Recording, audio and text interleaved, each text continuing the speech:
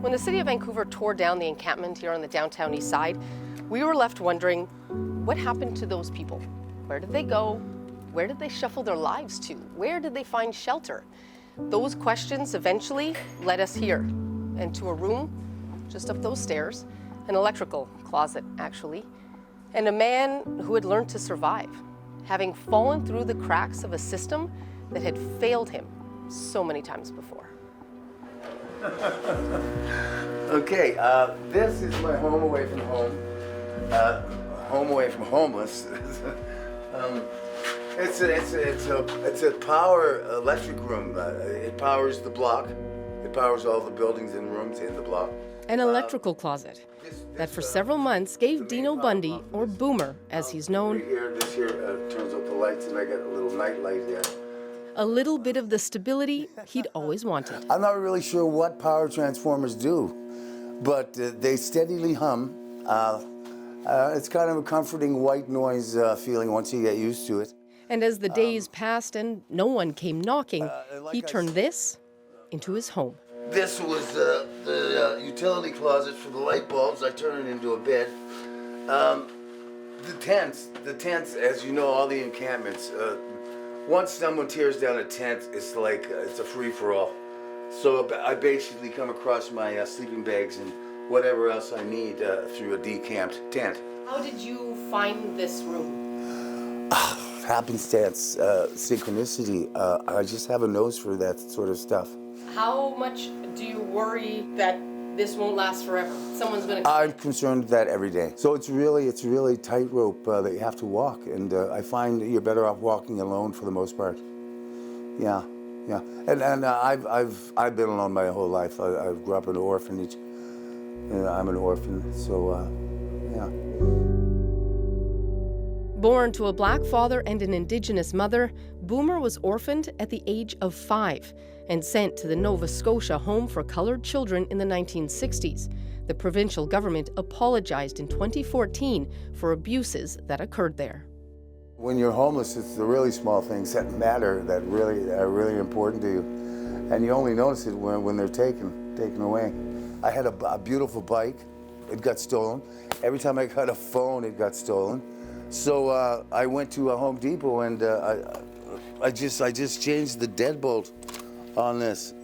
I feel so much better now that I've got control of my ins and outs. And there's nice and tight and secure.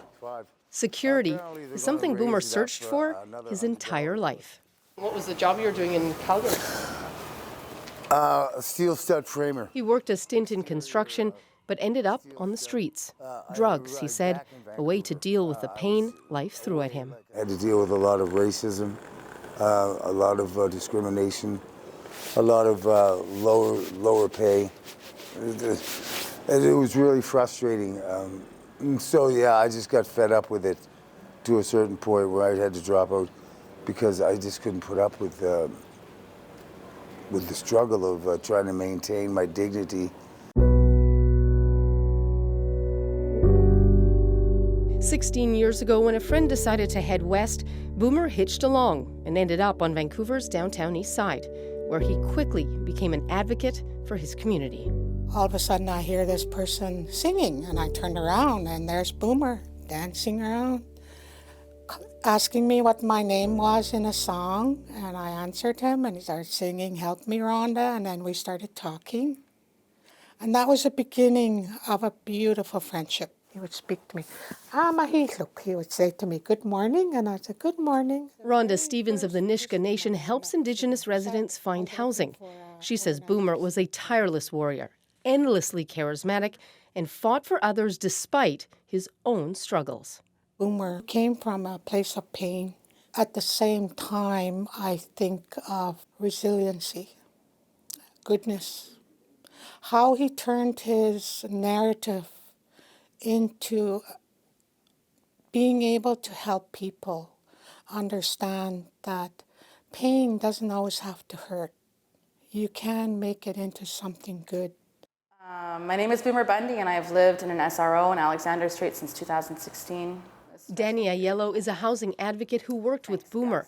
She says he had a home for several years in an SRO, or low-cost rental unit. And I feel compelled to express my concerns over the way my most recent landlord has bullied and harassed me for the last year and a half. She encouraged Boomer to write to City Council about an issue advocates say is widespread and would eventually see him homeless again: illegal evictions in order to raise rents. What kind of a toll did it take on him?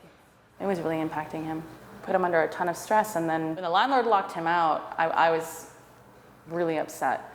And I had said to him, listen, we can get an order of possession for your room, we can get a monetary order for the distress and the losing your belongings. He just didn't want really anything to do with all of that. He was kind of done.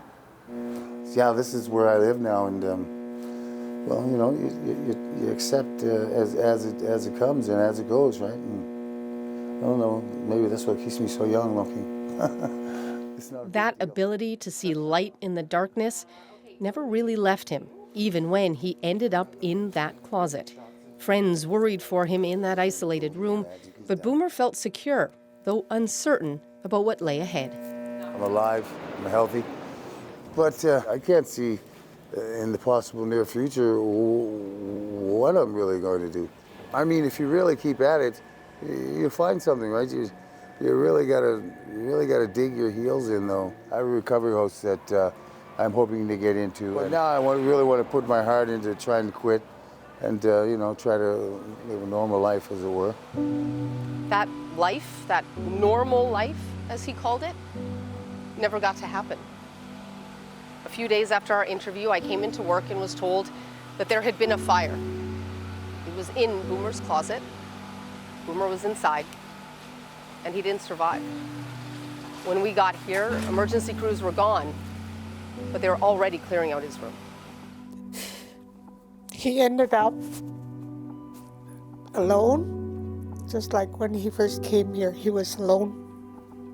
And he made a family here, but when he died, he was by himself. The stories need to be heard, and Boomer's story is so important.